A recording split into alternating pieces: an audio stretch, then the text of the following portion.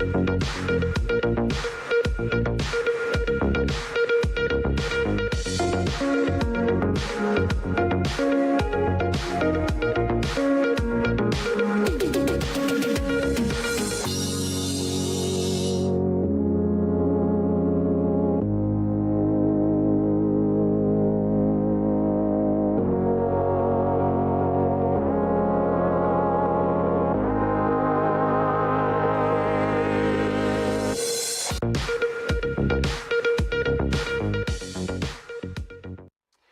morning and welcome to Daybreak Live on Dominion Television. It is Thursday, the 14th of May, 2026. Thank you for starting your day with us. I am Samson Balogun. And I'm Oluwayemi Adelakun. We're glad to have you join us as we bring you the stories and conversations shaping the day. We begin this morning with a massive development in the fight against corruption. The Economic and Financial Crimes Commission, EFCC, has arrested the Director General of the Energy Commission over an alleged 500 billion naira fraud. This staggering disclosure is already sending shockwaves through the public sector and raising fresh questions about transparency in our energy institutions. And after that opening discussion, we'll bring you the weather report to help you plan your day, followed by Daybreak News, where we'll take you through the major national and international stories making headlines. Then on to our newspaper headlines and analysis segment, where we'll review the front pages and unpack the key issues driving public discourse this morning. And of course, after that, we turn to our big story, the presidency versus the people. Is there a communication gap in governance in a time where clear information shapes public trust? We'll examine whether the government's message is truly reaching the citizens. Joining us for this conversation is Omolaje Olaye, APC stalwart. And as always, we'll round off this morning with Trend Watch, where we track the conversations shaping public attention across social and civic spaces. Right. This is Daybreak Live on Dominion Television. Stay with us. Good morning. Good to be here again. And it's always nice to, especially on a chilly Thursday morning, it's always nice to be here to talk about trending issues affecting Nigerians and how they react to it. And this takes us to talk about anti-graft war in the country. We'll also talk about the EFCC and Nigerians generally, and how selfish they can be when it comes to doing some things and doing them excessively in some cases.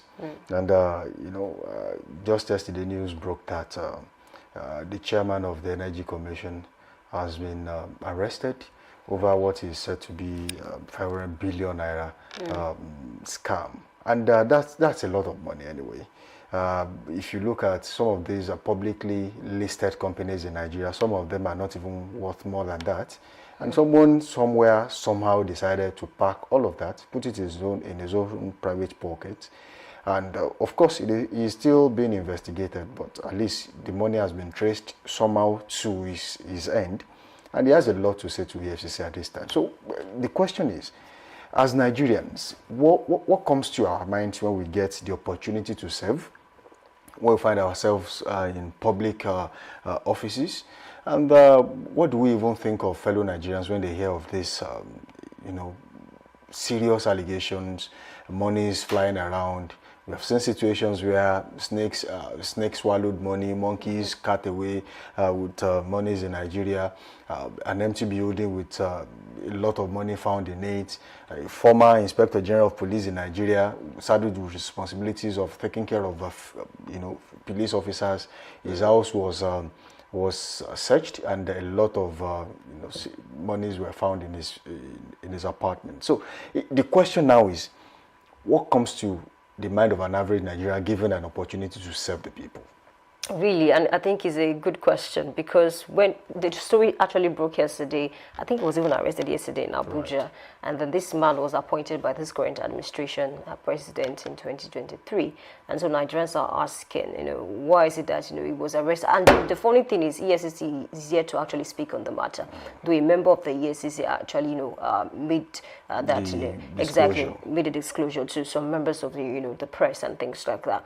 And then because so many persons don't even understand understand what the energy sector means. So I think it's the sector that is responsible for managing and producing energy for homes, for businesses, industries, and then many other, sector. So basically, it just speaks to the fact that, for a country that is still grappling with poor electricity, and then a lot of things going on in the energy sector, and then a huge amount of money can be siphoned, by some allegedly, right? Because investigations are still on. I think this particular case will put more pressure on the EFCC, because this is not the first time that they will come out. Yes, maybe that's why they are yet to come out, fully, because according to EFCC, I think around last year, when people complained bitterly that why is it that you come up with cases, you announce cases, huge amount of money, and at the end of the day, we don't get to hear if you were able to solve it or not. So they said they have decided to just, hold on until they are very sure about a particular case before they announce it on their social media platforms. Maybe that's why they are here to talk about this case now. But then it's everywhere, people are talking about it, and then it speaks to the fact that this sector that is responsible for managing and producing energy like what? Like electricity, like solar, like wind and things like that, and quite a number of other things, even fuel. So you begin to, is it that sector is so porous that huge amount of money, can be missing, and then I think it's even, I'm not really sure whether it's connected to the former Minister of Power, because he was also arrested, recently. And so people are asking questions that, is it connected to him as well? Why is it that the sector is so porous like that? And then if you look at it, it won't just happen in a day. Whatever it is that happens in this country, it must have been, it must have started months or years back. So EFCC now, there's a lot of pressure on them, because at the end of the day, I'm not sure they wanted it to be out at this point, but then it's out. This is Nigeria. And so they have a lot of pressure on them now to ensure that they investigate this properly and make sure that, Nigerians get to know the truth. And then if he's found guilty, he should face the law, because Nigerians are big. Yesterday, I noticed that Yabilu was trending, and I just knew one way or the other is going to be connected. Maybe there's another case with the EFCC, because once Yabilu is trending online, there must be something wrong. Something is going on within the EFCC. So it was trending yesterday, and Nigerians were asking questions again, that this man who has shown interest in contesting, for a seat, in the Senate, and then he still has a case with the EFCC, I think about 80 billion naira. So EFCC, I think the Nigerians are now trying to point to that case and many other cases to say, EFCC, you have a chance to actually, do something, with this particular case, to ensure that you do proper investigations, and then if at all is found guilty, he should face the law, basically. You see, usually I do this a lot of times. When I hear about fraud, I hear about people siphoning money from public coffers. I would really like to, put it side by side with how much projects that can actually execute. 500 billion naira is a lot of money, and people would they would really want to know exactly where these monies go to. I was watching you yesterday, and you were talking about how much the Nigerian government has borrowed in recent times, and you listed quite a number of interesting occasions where they have had to borrow billions and billions of dollars. In some cases for infrastructure, in some cases for just to cushion the effect of the economy and some other things. There are several reasons why a country can actually, borrow money. But are these monies being spent, the way it should be spent? Are they actually used to execute these same projects they actually said they are going to execute them with? But if you now look at this issue, I was checking yesterday and I realized that 500 billion naira could actually build a medium to large gas-fired power plant that is about 500 to 1,000 megawatts range. I mean, that's a lot of money. If that was invested in that area, we know how much we would have added to the national grid right now. Right. And we can actually create several solar farms with in multiple states with this, which can actually be harnessed and then joined to the national grid. But quite unfortunately, Nigeria is a place where some decisions actually defeat logic. You can't explain why it is done. You don't even understand why such a person would do that. Let's talk about the healthcare sector. That could actually fund about 10 to 20 ultra-modern specialist hospitals.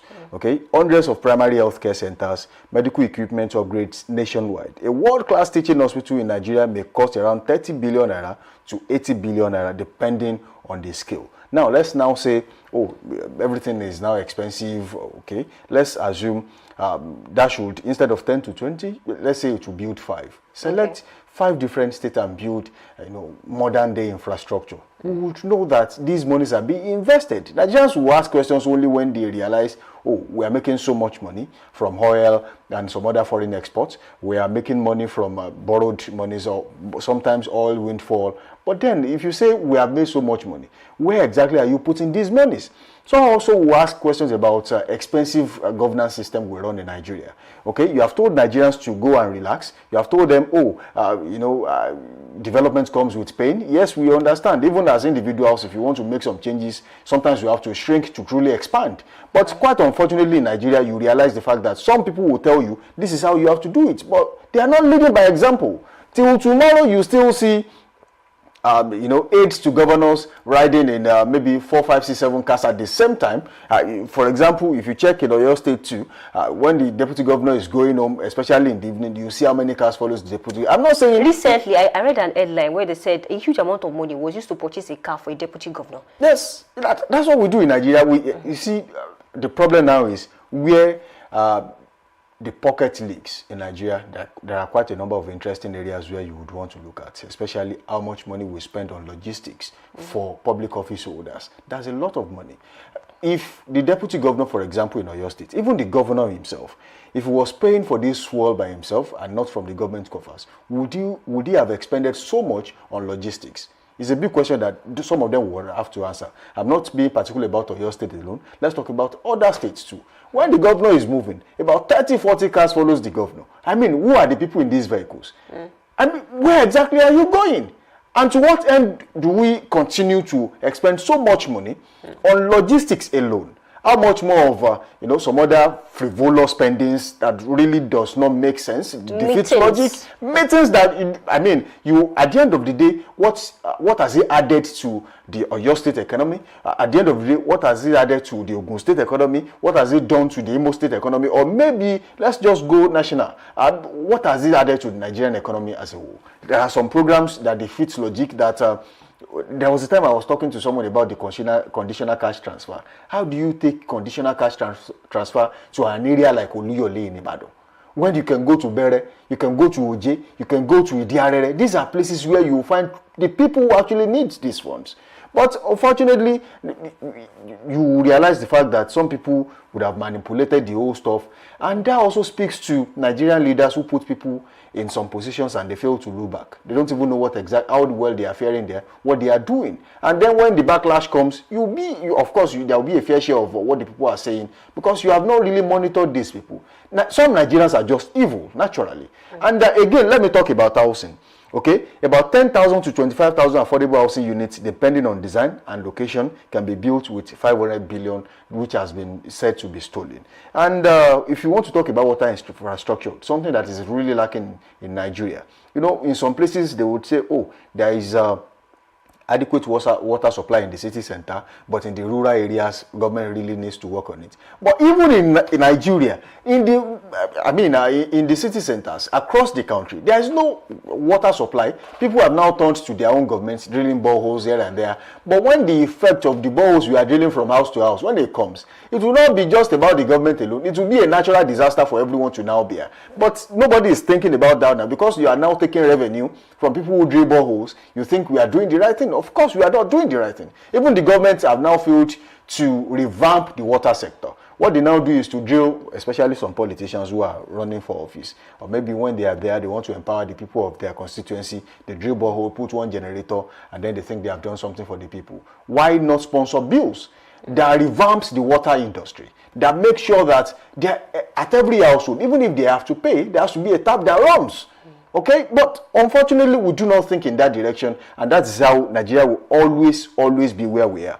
We talked about Nigeria not having a national carrier. But do you know that this 500 billion can actually do so much when it comes to Nigeria having a national carrier of its own? Every now and then, Nigeria has an issue. Nigerians are being killed in South Africa, and we need to move some Nigerians back home. Especially recently, 130 of them signed the agreement to be repatriated back to Nigeria because of the risk of life in South Africa. And Nigeria does not have a national carrier. We have to consult some of these privately owned carriers to actually help us do the deal. But it is unfortunate. A country like Kenya will not do that because there is an airline attached to that country. Ethiopia will not do that. Tanzania will not do that. How much more in Nigeria? There was a time billions of naira was spent on the logo alone. That was during the regime of President Muhammadu Buhari. And nobody, till today, nobody is asking, even the person that made that logo. I mean, it should be investigated. Because, yes, they said we spent so amount of money. Did you actually receive this money? Because at the end of the day, it boils down to the fact that we keep pumping money out. But when you check the results, juxtapose the results with what you have actually said you have done, it doesn't make sense. It defeats logic. And here we are in Nigeria. If we continue to go on and on what we can actually talk about and how these 500 billion and so many other funds that have been stolen in recent times can actually affect and make the Nigerian people's lives better, you would wonder. Okay, let me now do a breakdown of what this can actually, if you want to spread it across sectors. In practice, governments usually split 500 billion naira across sectors, okay? If they have that kind of money, it will not be for a particular sector, we can actually spread. But if you spend 200 billion for roads, if you spend 100 billion for health, 80 billion for schools, 70 billion for housing, 50 billion for water and rural electrification, the kind of spending could visibly transform an entire Nigerian state within 1 year. Okay, there will be, of course, people will know that there are projects going on. But hey, it's not like that in Nigeria. Someone has to steal the money. And it's sad because at the end of the day, even yesterday, people were saying, how can somebody steal this huge amount of money and the country is still languishing in a lot of abject poverty? Exactly. It doesn't really make sense. And you mentioned when people were asked to commission a project or refurbish a building. I remember, I think last year, a certain minister was given the privilege to actually refurbish a venue in ABJ. And then the people who used the hall, a few weeks later, they complained bitterly that they were sweating like, I don't want to mention that name now. This was good. They were sweating profusely. Because they were not asking questions, with that huge amount of money, billions of naira. What did he do with it? Because they are not seeing the effect. The AC was not working. A lot of things were wrong. And then people came, probably dust affected the air condition. They needed to dust it. Maybe, yeah. But it really does not make any sense. I think there's no accountability table in this country. And then one thing the federal government is not understanding is the fact that people are quick to drag the federal than actually dragging the state or the local government. And then these people are receiving more money. Several times the president will say, hold your governors accountable. But what can an average Nigerian do to a governor who is not performing his duties well? And that's the question. There should be a process. There should be, a way in which you can actually question these people if they are not doing well. And then speaking about some bills now, if you look at this sector now, we don't know the amount of money that was given to them as budget for every year. And that's why I said that because of the problem we have within the Senate, look at the number of people who actually represent the opposition in the Senate. So it doesn't make any sense. I'm not sure of their numbers now. How are they supposed to actually, confront certain policies, confront the budgets? Because they are not even stable. They are basically moving from one political party to the other, and they have left governance alone. They are talking about politics already, when it is just 2026 and the election is about a year away. Exactly. It doesn't really make any sense, because that's one problem. I always say that Kemi Bedok, and then another problem with opposition parties, or let me say the politicians, is they can tell that this thing is not good, it's not working. But when you tell them to provide alternative, and then the inspiration will just disappear all of a sudden, because they don't have better alternative for whatever it is that the government is doing. And then going back to this issue of 500 billion naira, some are saying, is it because the system is so porous, or is about the individuals? If you look at even Ministry of Power alone, look at the past 5 ministers of power. People don't have good things to say about most of them. And then somebody is even saying that even this current minister of power, people will still complain about him. Right. Because it's really not about the person alone, it's about the sector. It's a system. It's a systemic failure. Exactly. Actually. And they're even saying that this current man at Intebe, I think one senator was telling me that they will come after you. They will come for you because you are saying you want to refurbish everything. You want to make sure that in 3 months... That's why the sector will not work. Exactly. Even the senators know exactly what they are dealing with. So what are we doing? But then everyone decides to look away and act like everything is normal and it is not normal. Let me briefly cite an instance again before we leave this topic this morning. I was doing some reading a few months ago, and I took Lagos State as a case study.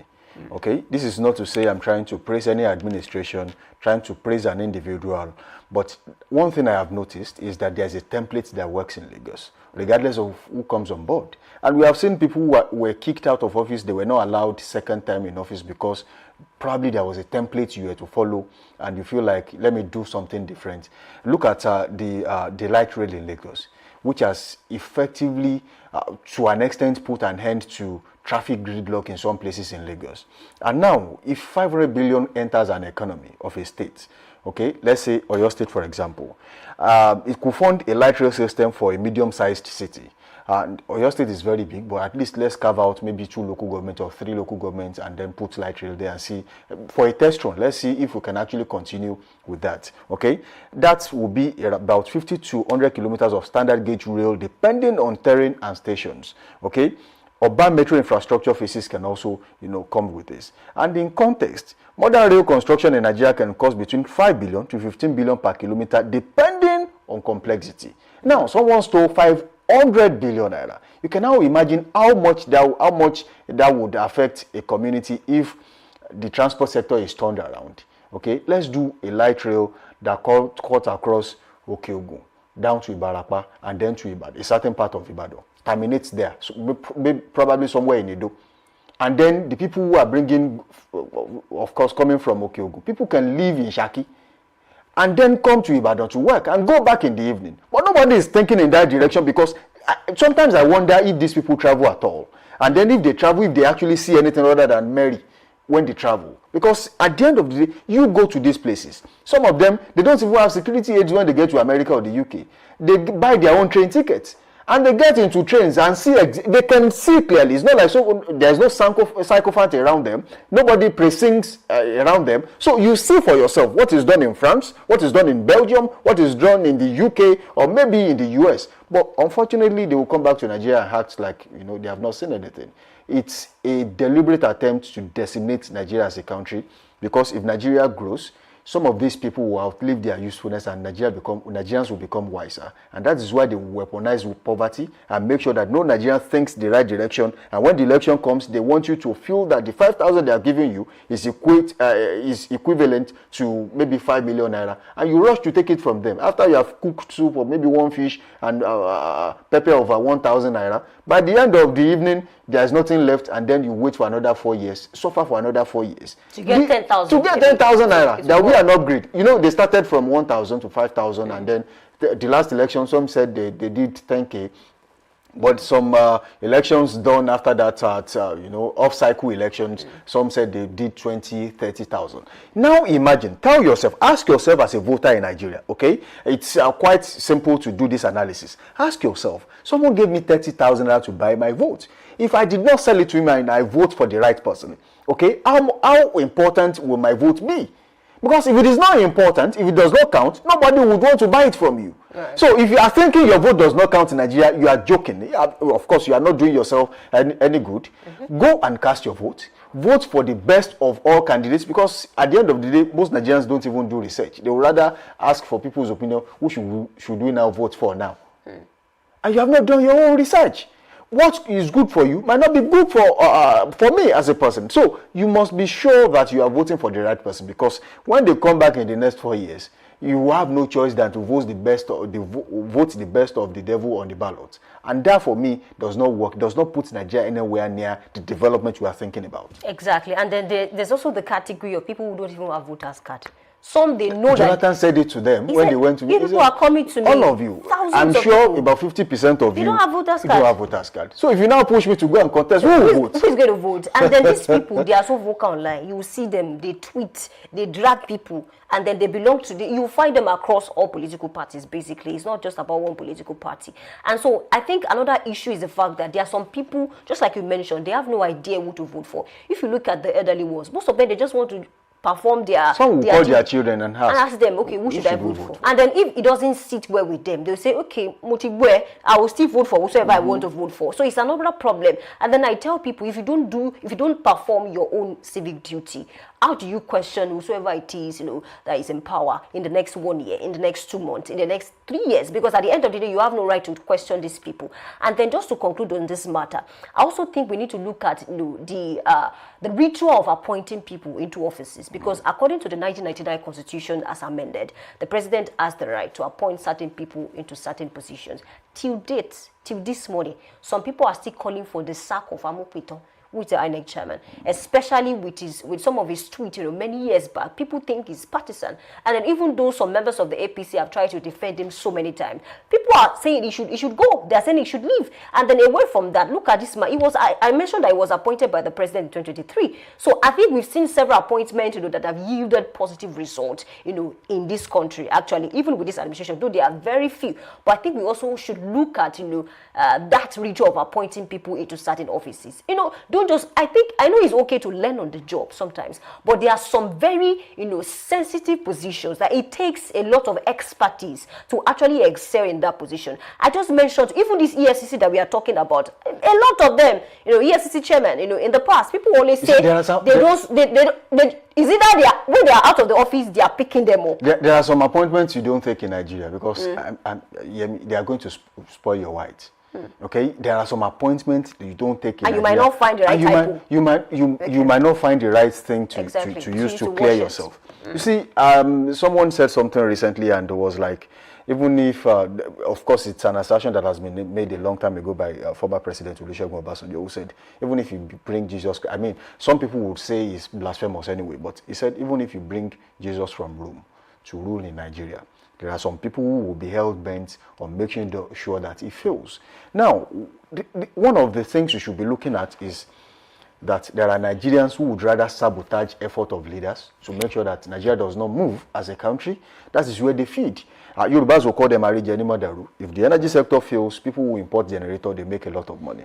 If the oil sector fails, okay, people who export oil to other countries and take subsidy from Nigeria and then sell at higher rates in other countries and make maybe 3, 4, 5, 6 times the initial amount, they would really be glad that the oil sector fails. In fact, as we speak that, yes, fuel is expensive, but it is available. It angers some people.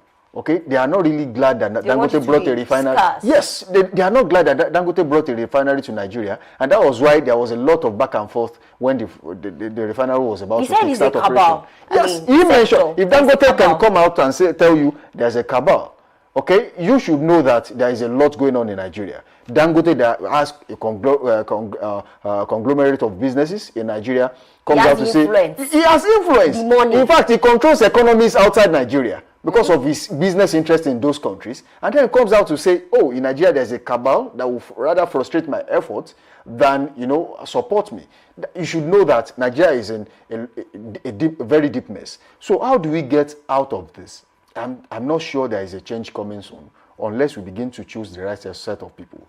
However, this might take a long time. It's not a thing you can do in 4 years. Okay, it will be a gradual process. My own problem is when you now see a few of them that are still better in terms of, politicians getting into the office. Whatever changes them within the space of 4 years and then they become part of the system, I don't understand. I was speaking to a particular member of the Federal House of Reps a few years ago. I think that was about 7 years ago, and he said, off the camera, and they said, everyone, please put your phones aside.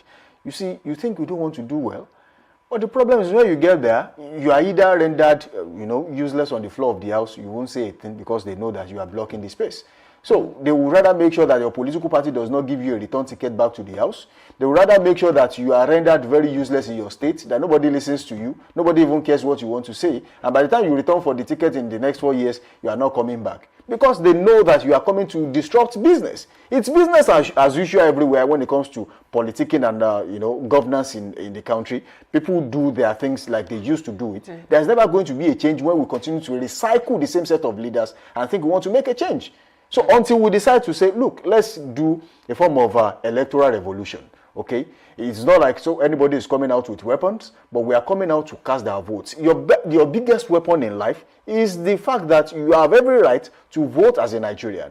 Until you start using that effectively, I don't think there's a change in sight. Exactly. And then just to conclude, I also think that, I don't know whether I might not be correct, but I think like majority of those with EFCC cases are those who were appointed, for certain offices. Yes, we also have governors, senators and things like that. So it speaks to the fact that there's a problem with appointment, that ritual in itself, in its entirety, and it's something to look at basically. Because why is it that, if you look at 100 cases with EFCC, about 70 or 65 and it has to do with people that were appointed for certain offices? It speaks to the fact that we need to work on that as well. Right. Yes, the system may be terrible, but at the end of the day, just write your name in a golden book or something. Do your best. See, when you do your best, Nigerians can see it. It doesn't matter whether some people do not like you or not. And then we can say the same for some ministers that are serving currently now. Yes, the country, the system is bad, but they are still trying to do their best. Well, it's a convenient place to leave that topic this morning, because if you continue to explore, you discover that Nigeria is just one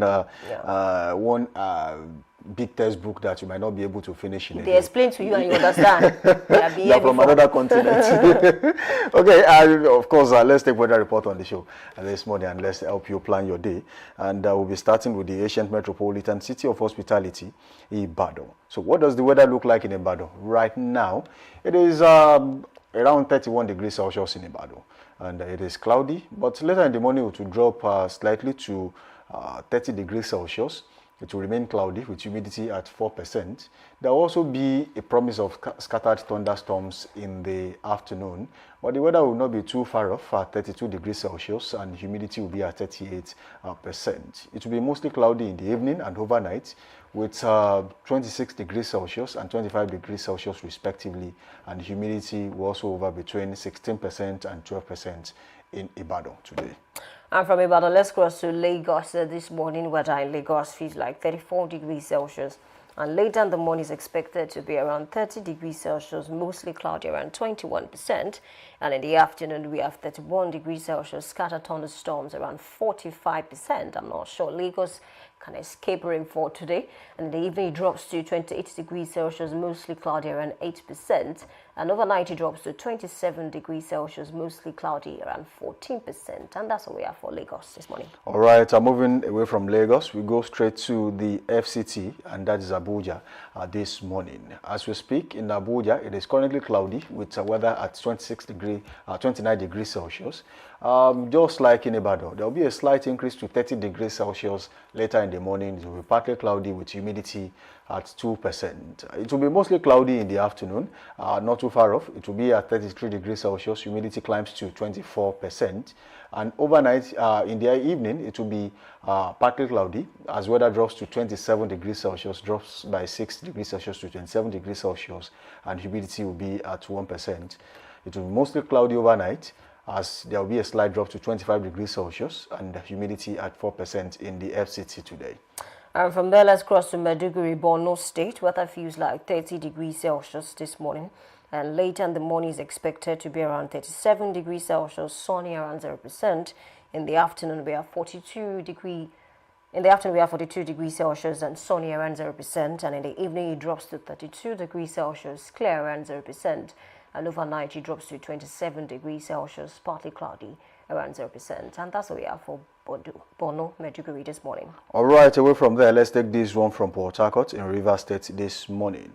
In Port Harcourt, weather is currently at 25 degrees Celsius, 23 degrees Celsius, and there will be an increase to 27 degrees Celsius in the later in the morning, and it will be mostly cloudy with humidity at 19%. It will remain same in the afternoon, but there will be a promise of scattered thunderstorms with humidity climbing as high as 56%. So in Port Harcourt, there might likely be rainfall in the afternoon, and in the evening, it drops by 5 degrees Celsius to 22 degrees Celsius. It will be mostly cloudy, humidity at 13%. It will be foggy in the overnight, of course, as weather maintains 22 degrees Celsius, and of course, humidity also will be at 22% right there in Port Harcourt, Rivers State today. From Port Harcourt, we cross to Kano Municipal this morning, and weather feels like 29 degrees Celsius. And later in the morning is expected to be around 35 degrees Celsius, sunny around 0%. And in the afternoon, we have 41 degrees Celsius, sunny around 0% as well. And in the evening, it drops to 32 degrees Celsius, clear around 0%. And overnight, it drops to 27 degrees Celsius, clear around 0%. And that's what we have for Kano this morning. Lastly, weather report this morning, we'll take this one from Suleja in Niger State. As we speak, weather is currently cloudy at 29 degrees Celsius, and it will increase to 30 degrees Celsius later in the morning, and it will be partly cloudy with humidity at 1%. It will remain partly cloudy in the afternoon, and just like in Abuja, it will also move to 33 degrees Celsius, humidity at 16%. It will be mostly cloudy in the evening at 28 degrees Celsius and humidity at 1%, while overnight it will be mostly cloudy, weather drops to 25 degrees Celsius and humidity will be at 3% in Suleja, Niger State today. And that's all we can take on weather report this morning. We say thank you for being a part of the show so far. Do well to link up with us on all social media platforms, Facebook, Instagram and TikTok at Dominion Broadcast, and on X, formerly Twitter, at Dominion Cast. You can watch us live on our website at www.dominion.org.ng, dominion.org.ng. It is time to go on a quick break, and when we return, we take the news. We'll be back.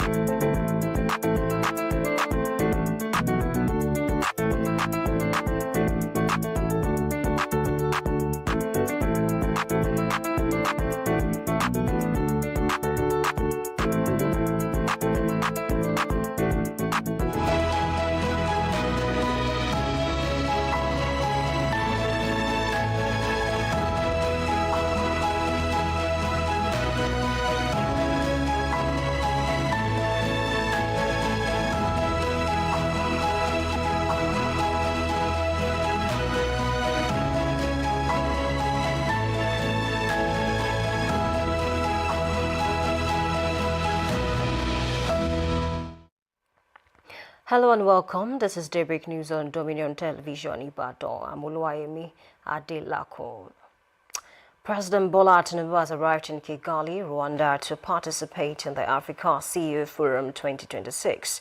The president was received by Rwandan President Paul Kagame at the Urugwuru Presidential Villa after arriving at Kigali International Airport aboard the Nigerian Air Force aircraft.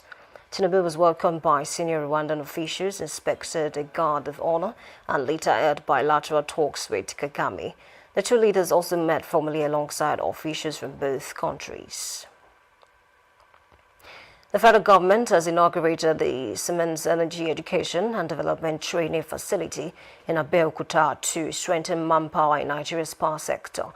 The initiative under the Presidential Power Initiative aims to train 6,000 energy professionals over 5 years.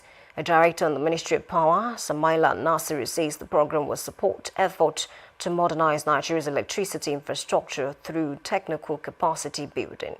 He noted that investment in power infrastructure must be matched with skilled personnel to ensure sustainable progress in the sector.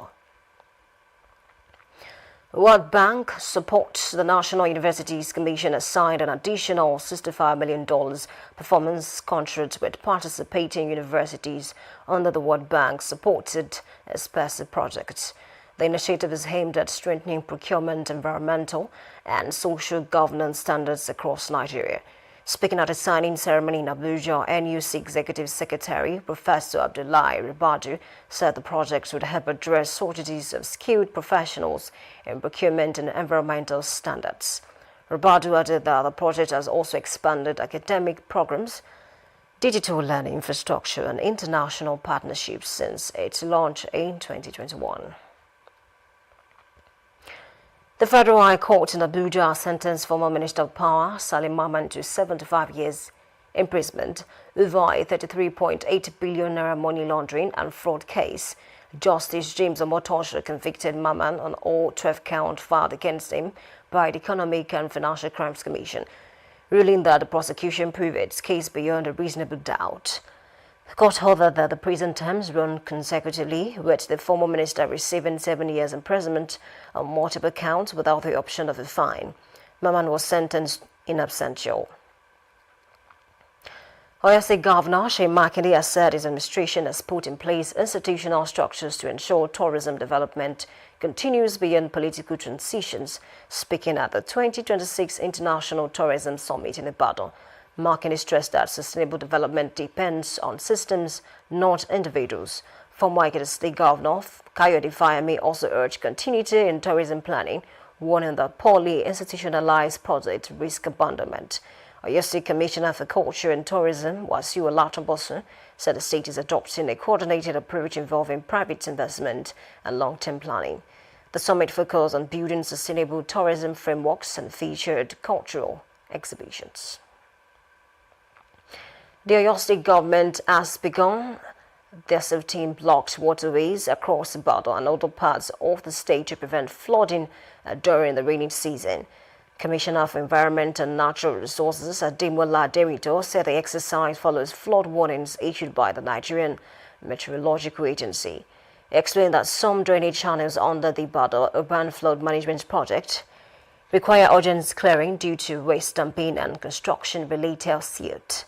The government said clearing works have already started and is urging residents to stop dumping refuse and drainage channels. Officials warn that such practices worsen flooding and environmental risk across the state. And in business, the Debt Management Office has announced a 600 billion naira federal government bond auction for May 2026. According to the DMO, the auction will be held on May 18 to its settlement scheduled for May 20. The offer includes 2 reopened bond instruments valued at 300 billion naira each, a 10-year FGM bond due in 2035, and a 20-year bond maturing in 2037. The agency said the bonds are aimed at financing government obligations and boosting the domestic capital market. And in sport, Nigeria's Flamingos have intensified preparations for their 2026 FIFA Under-17 Women's World Cup qualifier against Guinea. The team arrived in Kenya from Abuja to continue training ahead of the two-legged encounter. The Flamingos will face Lakeside Queens in a friendly match on Thursday at the Remo Star Stadium practice pitch. The first leg against Guinea is scheduled for May 24th in Conakry, while the return leg will be played a week later in Ikenne. You can visit our website on www.dominion.org.ng to watch us live and interact with us. You can also follow us across our social media platforms, Facebook, Instagram, TikTok, YouTube, and LinkedIn at Dominion Broadcast and X at Dominion Cast. And that ends Daybreak News on Dominion Television. I'm Oluwayemi Adelako saying thank you for watching and good morning.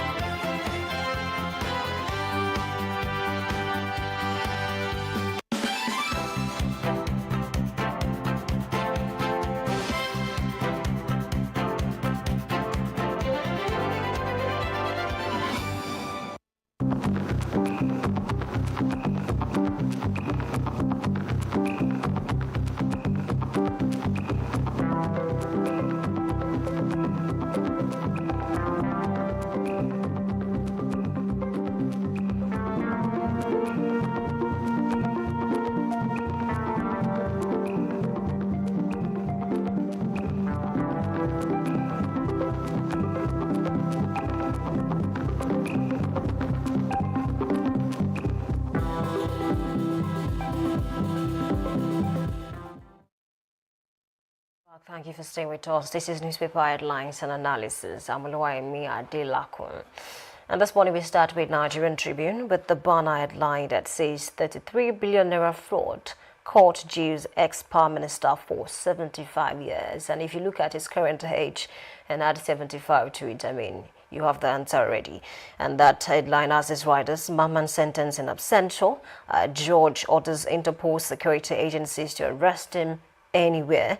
EFCC arrests Energy Commission DG over alleged 500 billion naira money laundering. So Nigerians are asking, is this connected, to the first one? Because if the current DG was arrested for over 500 billion naira, and of course the former Minister of Power is also jailed for 75 years in absentia. He was not even there, and so they're asking Interpol to arrest him anywhere they can find him, and of course, take him into custody. And away from that, let's check this one that says NDLEA intercept 10.4 billion Canadian loud at Lagos port. That's a lot of money. 10.4 billion, not even a million. NUC Visa signed performance contract on $65 million World Bank project. And another airline is saying FG fixes June 17 for digital suite over. And another headline is saying I will choose competence over party and Makinde on choice of successors. And of course, it's another headline to talk about this morning because, I mean, a lot of Nigerians and even people for your state are asking questions about the governor, where he's moving to his new political party. And then what's on street is that, he decided to move to the other party, which is APM, because, he wants to fully represent the people and then he wants the best for your state. So there'll always be controversies around, party loyalty, basically. But he's made his choice, and of course, his supporters, his core supporters, have also decided to, run with that, even though some people feel some persons who used to be loyalists of the governor might actually not follow him to this new political party. And another headline this morning is saying Ekiti Guba, Fayoshe Ojuju describe Oyebanji as builder of a modern Ekiti. Ekiti is another peculiar state in the country, and of course, it's also preparing for the gubernatorial election.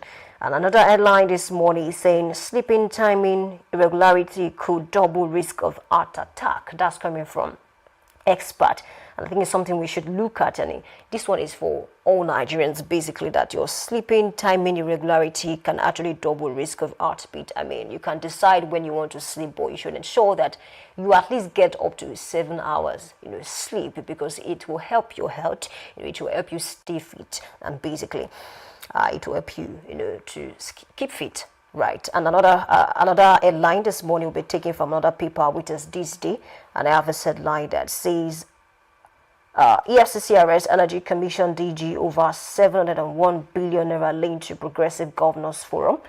Case related to Zodima's alleged mismanagement of campaign money. Ex-power minister Saleh bagged 75 years imprisonment for fraud. I think we've discussed that already. And I like saying Baba Ahmed, why we rejected Obi, Kwakansu's bid for presidential ticket, and says party rules must be followed. I think they are saying these people just want to come and then take the presidential ticket and the VP ticket, and then they are saying it's not going to work in this political party. You can't just come, join the party in the next few days and you want to be the flag bearer of the party. Things are not done that way. And away from that, let's also check this line that says federal government to roll out digital switch over nationwide June 17. And from this day, let's cross to New Telegraph this morning. I have this headline that says UN calls for independent probes into Nigeria, Chad airstrikes. DHQ insists no civilian casualties in Zamfara bombings. And terrorism, LACRA members killed 2 customs officers in Kebbi, and that's coming from the CGS. And another headline this morning saying zoning constitutionally, morally acceptable, opposing it an anomaly, and that's coming from General Ikpomewen, retired. I think we really should talk about the zoning system in this country, because some people feel like, zoning system was created just to placate other regions.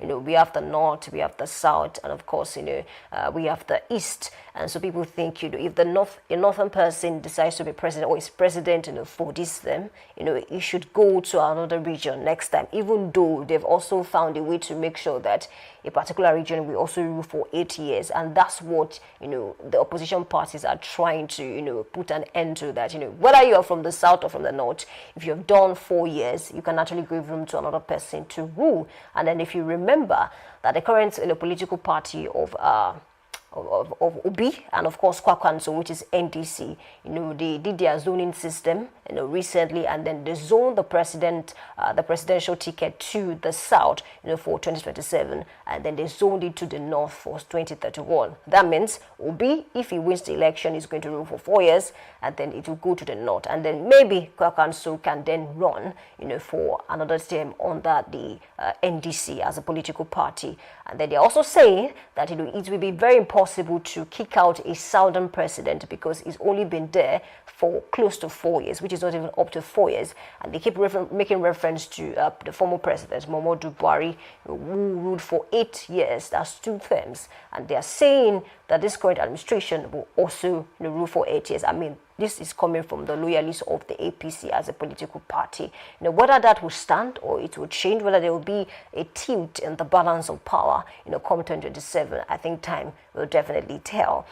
And then away from that, let's also check this one that says UN calls for independent probe into Nigeria, child airstrikes. And then another headline is saying Tinubu arrives in Kigali to reaffirm Nigeria's commitment to advancing Africa unity and others. And that's a good development coming from the president, even though some Nigerians and politicians feel like, why is he traveling every now and then? This year alone, the president has traveled to quite a number of countries. He was in UK recently, he's been to France, and he's still making, plans to also travel to some other countries. And then when people ask the presidency, why is it that the president is traveling frequently, they give the answer that he's trying to woo investors, trying to portray Nigeria in a good light. And don't forget, not just about Nigeria alone, Africa in a whole. He's trying to portray Africa in a good light as well. And another headline is saying Orji Kalu receives timeline NG award for contribution to national development. Of course, another headline this morning is saying I have not gone anywhere. I am APC member, and that's coming from Fubara. Why? Because there were speculations that Fubara might actually defect to another political party, majorly because of his fracas with a current serving minister, which is Nyesom Wike, and especially with what happened on Sunday when he was at the screening center for his governorship bid, his second term. Most persons that were there alleged that he came out, he was angry, he left the scene abruptly, and then they are also saying that majority of those who are on his block, were screened out, and then majority of those who are on Wiki's block were actually screened properly, and then they might get the chance to actually contest proper, for the next elections in Rivers State. So this is, the argument, and so some were speculating that, it appears that Fubara is not even comfortable in APC. Why? Because the thing Wike, in a way, is also in APC, even though he's a card-carrying member of the PDP and has been able to influence quite a number of things. Don't also forget that Wike also visited the national chairman of the APC recently. That's Nentawe Iwatda. And then people are asking, is it related to his case with Wike? Is it related to Rivers State? And I remember that even Bashiru said something after the entire screening process on Sunday. That it's not actually okay for people to speculate that, the governor was screened out, the governor was not attended to, but then the body language of the governor. And also one more point is the fact that on that day, ideally on Saturday, when some governors were screened, those who were still going to run for a second term, the committee members will always escort them out of the scene, out of the building, as a sign of respect. But when for Fubara, they didn't do that. He came out and said, and then shortly after Fubara left, the entire committee also left, about maybe 6-7 minutes, according to some of the reports that we read on that particular case. But Fubara is saying, I'm still standing strong in APC as a politician, and of course I have interest in running for the next term, and that's for Rivers State. We do hope that at the end of the day they might be able to solve this year, this thing between them, that is not helping the people of Rivers State, basically. And another headline from New Telegraph this morning is saying, court jails ex-Power Minister Maman, 75 years for 33.8 billion naira fraud. And I think we've discussed that. From New Telegraph, let's cross to leadership, and I have this headline that says, anxiety as APC aspirant awaits screening result. Right. And of course, this headline has the picture of the national chairman, which is Nentawe Iwatda. A lot will depend on this particular result because people want to know, especially, I think, beyond, I think the most popular state right now that people are so interested, in is Rivers State. They want to know if at all Fubara will have that privilege to contest again, if at all he was screened and then he'll be given the ticket. And then away from that, let's also check this headline that says UN 6 probe into Zamfara market airstrike as military denies civilian death. It was a lot, gory sight, people died, and then this was the first time, and that's why I said a few weeks back that if care is not taken, Nigerians will get to a point whereby they might lose some level of sympathy when they hear that certain persons died in a country, in a city or in a state, because I mean this is happening on a daily basis in this country. And another headline says EFCC arrests a DG Energy Commission Abdullahi over alleged 500 billion naira fraud. And don't forget, it is still alleged, but then investigations are ongoing. And EFCC a few months back said they've decided to not announce anything yet until they can ascertain that indeed this person is guilty. But then people will say when things like this happen, when news like this break and people get to hear about it, it means there's something about it. Yes, it might not be the entire truth, but we believe that the sector, EFCC, is on top of this matter. And away from that, we also have this headline that says, let me read this headline to you. It says, 43 billion naira deal lifts Femi Otedola's first holdco stake to 19.35%.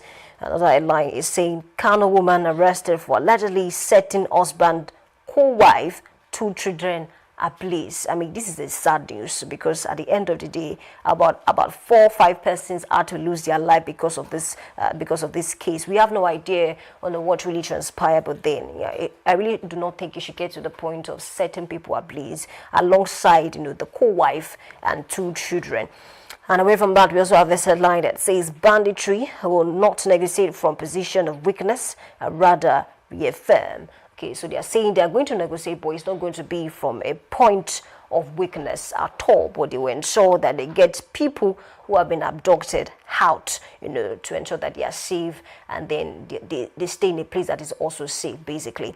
And I think it's a fine place to leave this discussion this morning. I thank you for being a part of this segment. Right now, we take a short break, and when we come back, we move on to the big story. Please stay with us. We'll be right back.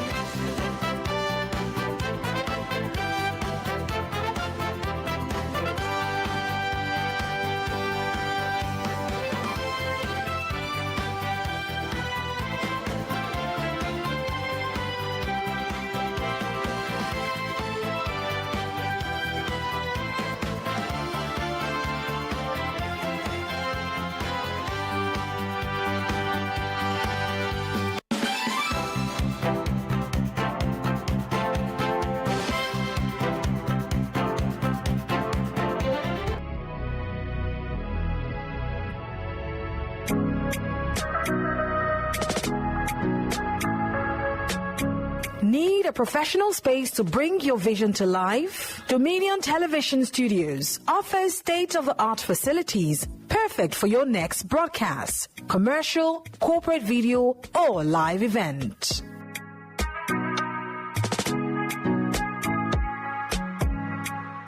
With flexible rental options, cutting-edge equipment, and a supportive team, we provide the perfect environment for high-quality productions. Unleash your creativity. For bookings, email us at marketing@dominion.org.ng. Call us on 0705 506 1061 or 0916 101 1061. Check us out on Instagram, Facebook, LinkedIn, and TikTok at Dominion Broadcast and on X at Dominion Cast. Book your space today. Dominion Television, your channel of choice.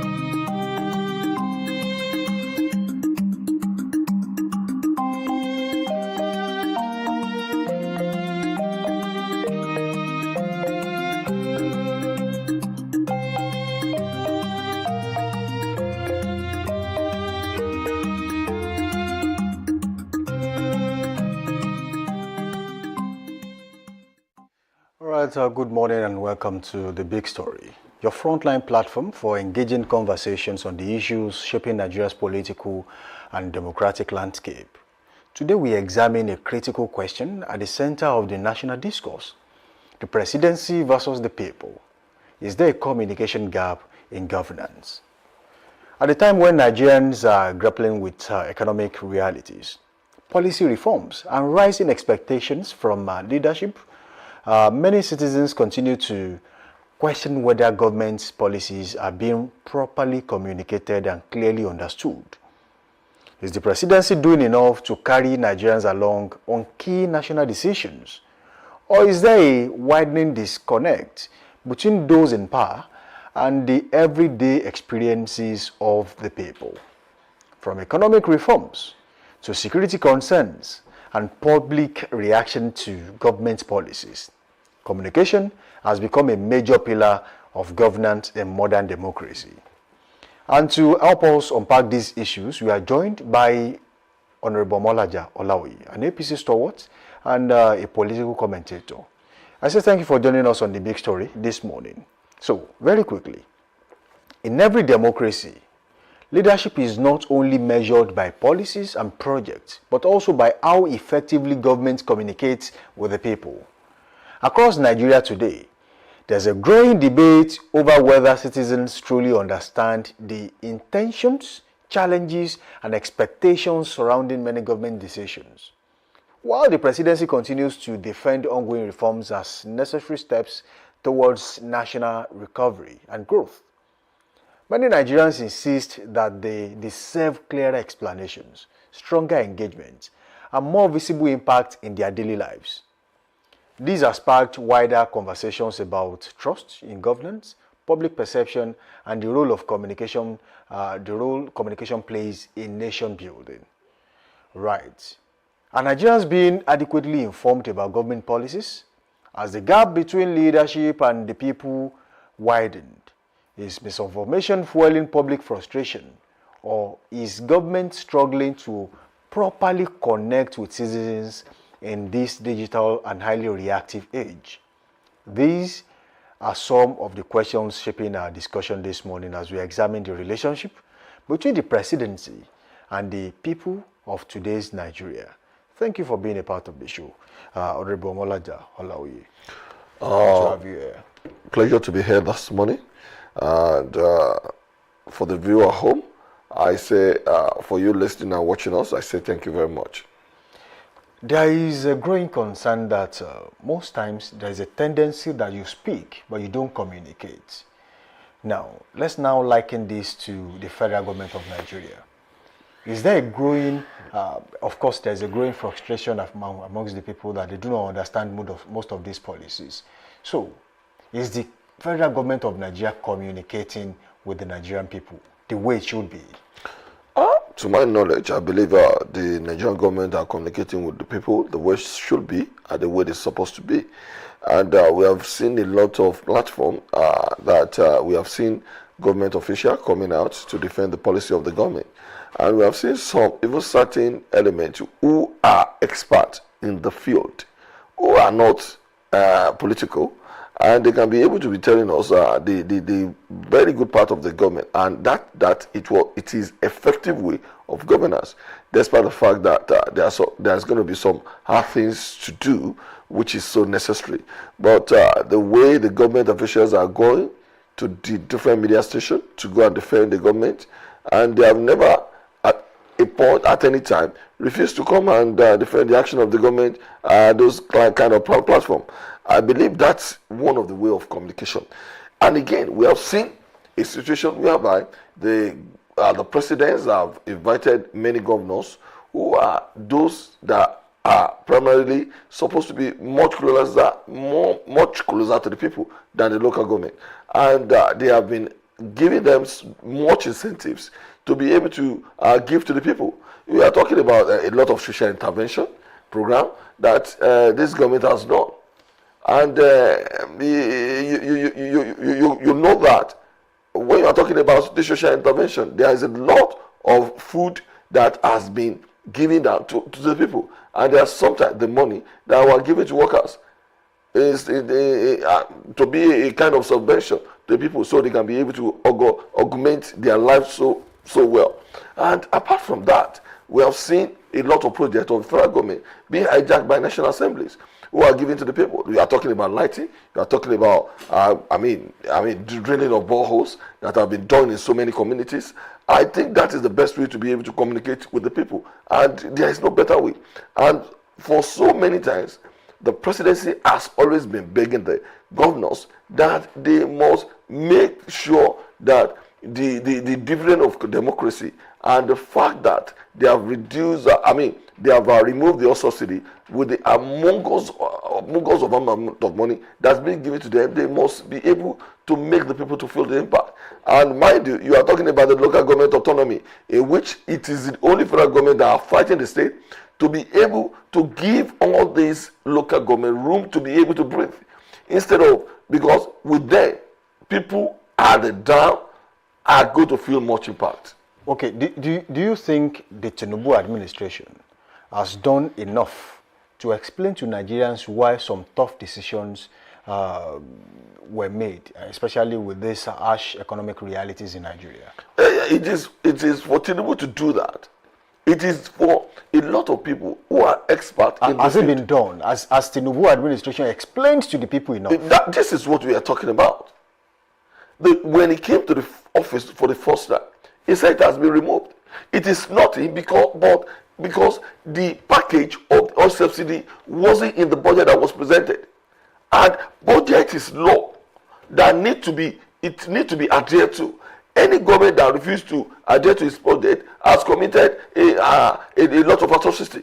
That is why he made them to realize that subsidy is gone, because it was not included in the budget that was given to him. And there is nothing he can be able to do if the budget is not well implemented. And why?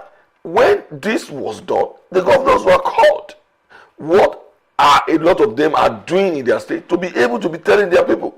Because President Tinubu cannot come to, he can be able to speak through your TV. Probably you went to the, you are able to gather in a kind of, media gathering whereby many of you are invited. He has shown this. He has explained himself so many times. And what about the governor that are reaping the benefit? They must be able to cope. We all knew that a lot of them, what they are getting from the federal has tripled. Do you think this administration, especially President Bola Ahmed Tinubu, do you think he underestimated the emotional and economic impact of fuel subsidy removal? It is not about the emotion. It is what has to be done. Because Nigeria has nothing to be able to survive. There is nothing they have to be able to run the government. Did he underestimate the impact? It is not about underestimation. It's about the fact that that is happening. Was he so prepared? It is not about whether we prepare. See what is going on about the Strait of Hormuz, about Iran war, and United States of America war. It is not about being prepared. It's about what happened, and we must be able to accept it. I'm just telling you this, something. There is nothing nobody can do when you are talking about the war in Iran and Iraq. Also, the decisions can throw a country off balance. It is not. It is the decision of others that are now affecting us. The decision that was made to make Dangote refinery to be working. It was a tough decision then, and it was not. Now we are getting the benefit. Government knew what they're supposed to do, and they are doing it. But it is easy sometimes to blame the government for all the problems that we are having, even if the government are not at fault. It is not about underestimation. It is what was budgeted, and that is what he needs to do. Some have talked about the centralization of communication system in the country. There used to be a time where we have so many agencies and ministries that actually echo the sentiment of the federal government, and of course at state level too, there are agencies that do that. But in Nigeria today, some say that the presidency maybe unintentionally killed the national orientation agencies and some other agencies that actually help the government to actually echo their own sentiments. Are you of the same school of thought? I don't think so. When you are talking about was the NOA systematically killed? It is not. There are some things the NOA is supposed to do. When you are talking about if they will given the necessary backing to do it? It is not about giving the necessary backing. They cannot be able to be able to perfect their system according to how the government goes. So, some say the agency has been deliberately you are talking about the agency. You are not talking about Minister of Communication. Why do we have Minister of Communication? And in the first instance, and again, governance is about a process. Governance is about day-to-day activities, and it needs to be communicated with people. But by the time you are talking about the bureaucracy of NON, it's not going to work that way. Because the Iran and Iraq war, is it the government agency that's going to be defending government, but the politicians that need to, appoint those who are specialized in that field. Because when you are talking about NON, many of them can be obsolete. They might not even be able to know what is going on in the world. You can see what Fasuba, one of the media men of the president, is doing. He knew a lot of things when you are talking about international relations. He knew what is going on in the United States of America because he has lived there. He knew what is going on in the United Kingdom. He knew what is going on in a lot of places. But when you get to our departmental agency right now, you see people that has never even, they just stay in Abuja, they never knew what is going on in Lagos. And you expect those kind of people to be defending the government. There is no way it can work. You need people that are exposed. You need people that are specialized in this and professional who are going to be able to deal with the government. And you are talking about somebody like you who are also young, who is versatile in about communication, and you expect somebody who is about 65 years old or 70 years old sitting in a department to be defending the government. It's not going to work. Now, some people have said that people like Daniel Bwala, presidential spokespersons Daniel Bwala, Bayo Ononuga, and the likes, they do more in defending policies rather than empathize with the people. Are you of the same school of thought? It is not about empathy. It is not about sympathy as well. It's about the reality on the ground. When you are talking about... Are you saying it is normal for policies not to have human faces? Definitely... That's what you just said. No, I am not saying There's no empathy in all of this. All I'm going to tell you... And the government owes all I'm going to tell you is that we must be able to face the reality. When Nigeria is not having money, no prayer, no going to mountain or fire or going to any mountain, it is going to bring money to Nigeria. Nigerians and those who are in government need to make that policy that is going to bring money in. It is not about sentiment. When we are talking about sympathy, the Iran and United States of America and Israel war is affecting us. Who is to blame? The gods are not to blame. But the policy, the government, were going to be blamed. But the government needs to do something that is going to cushion the effect of the government, of the impact of Iran and United States or Israel war. That is what the government is doing by making sure we are not having that obsolete system where a lot of military are sitting down on our dead refineries for more than 25 years, making the same ministry, unlike Dangote, that brought sugar to us. Somebody like Dangote petrol, that it is a kind of a joint venture of federal government and Dangote to be able to create it, to be for its creation. A place like South Africa is begging to have oil from Nigeria. For you to know that we are having good policy in Nigeria and the government are doing their best to push it. Now, for you, what should effective government communication, what should it look like in a democracy like that of Nigeria? It is day-to-day activities, and people that are responsible must be able to be able to face all the challenges. Now, let me now hold you by your words. You said it is a day-to-day activities. Sometimes you talk, but you don't communicate, but because people don't understand. There should be a way you break down these policies for the people to know exactly what you are trying to do. You don't just hide policies within text on bulky papers. There are ways you communicate with the people, and some people are saying some of the policies have no human faces. Whether you keep saying human faces,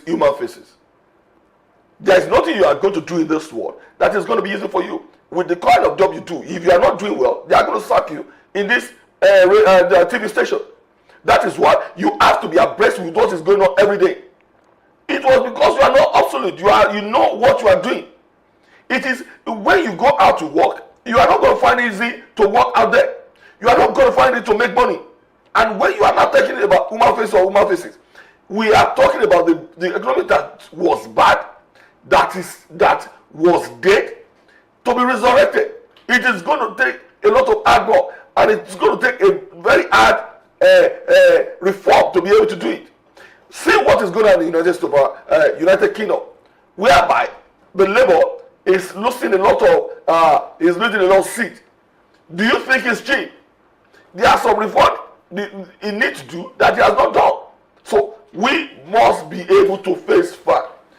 The governance is about the people.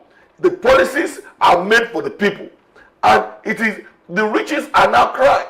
A lot of them were being dragged into the tax net. Millions that are not there before, and you are now telling me the government has no human face. The government that is not taxing the poor, that is now taxing the rich, and you are telling me this government has no human face. For you to know that sometimes it is the government are communicated well enough.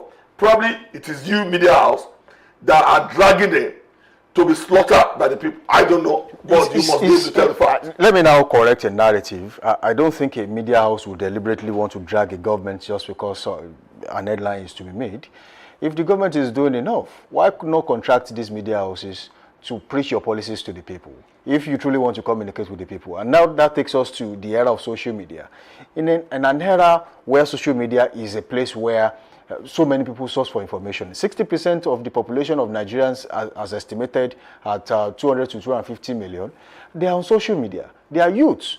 How is the government communicating with them? And the question is the Nigerian government, this President Tinubu administration, struggling to communicate with the people, especially through social media? Are they struggling to blend with trend? They are really blending with trend. How? It is like I said to you, there are a lot of, recently, there was a memo that passed through all our media houses that a lot of those anchors are going to be held responsible, and the media houses are going to hold responsibly because they are more political right now. When you say a lot of media houses that are well established in Nigeria, you associate all those people with a particular party who are more opposition. There is nothing bad about that.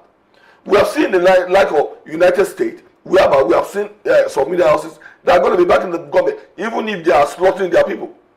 For you to know. But now you are not talking about headline. What do you mean by headline? It's a kind of captivating statement or ad in order for people to be dragged to read it, whether it's negative. And when you are talking about the headline, many of it is not always negative. But the media house can do well enough. We have seen some TV stations that are going to even invite the expert, and they are going to be painting different narratives, no matter how they are educated, no matter what those people who are expert in all that field says. They enjoy them being challenged or being painted as if they don't know what they are doing, and that is not good for a lot of media houses in Nigeria. Okay. It is a way of dragging the government to be slaughtered by the people. Before we go, let me ask you this. Do you think opposition parties are capitalizing on public frustration to generate a form of traffic against the government? It is not bad. Because of poor communication. It is not bad if the opposition can be able to do that. But we don't have much opposition in Nigeria who are more experienced, who are, many of them are liars, many of them are desperate to be in the government, and a lot of their secrets have been given to the, left open for people to see. They are just frustrated. I mean, they are not opposition anymore. They are frustrated, and their frustration can be seen by the people who are not going to vote for them in the next general election. Just in 30 seconds, what advice would you give to the federal government to improve on communication with the Nigerian? I think the advice I'm going to give the federal government is for them to be steadfast. What they are doing is not bad. They have been communicating with the people, and they have been telling them what necessary to be done. But the people themselves have the power to be able to vote those who they really like. It is left for them whether they like good government or bad government, but it's their decision to take to vote for who they are and they like. But I believe this government is going to be doing its best in radio communications, which is doing. It's not about talking; it's about communicating with people, telling them, and provide a lot of solutions that is going to be go well with the people. All right, thank you, Honorable Malajalaye, for joining us on the show this morning. Thank you very much. It has been a wonderful session with you, and we have spoken extensively about communication and its effect on Nigerian people. We do hope to bring you back some other time, maybe when you are back from your trip, and by the time you return, it is safe to call you Alaji Omolaja. Yeah, no, I'm looking for. All right, thank you so much for joining us. All right, it has been an insightful conversation this morning on The Big Story as we examined the growing debate around governance, public trust, and communication between presidency and the Nigerian people. One thing remains certain in a democracy: communication is powerful. Beyond policies and promises, citizens want to feel heard, informed, and included in the decision-making process. Many thanks to my guest, Honorable Molaja Olaoye, for sharing his thoughts and the perspectives on this important national conversation.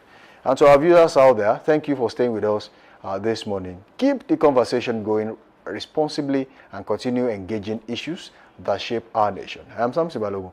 Thank you for joining us.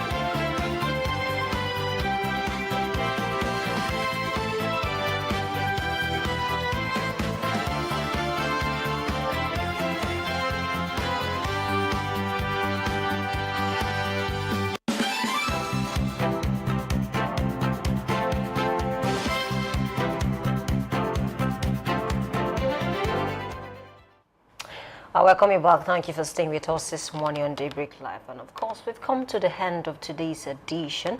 A big thanks to you for being a part of today. And of course, to where to follow us across our social media platforms on Facebook, Instagram, TikTok, and YouTube at Dominion Broadcast, and on X at Dominion Cast. We'll see you tomorrow. My name is Oluwayemi Adelakun. Please stay safe.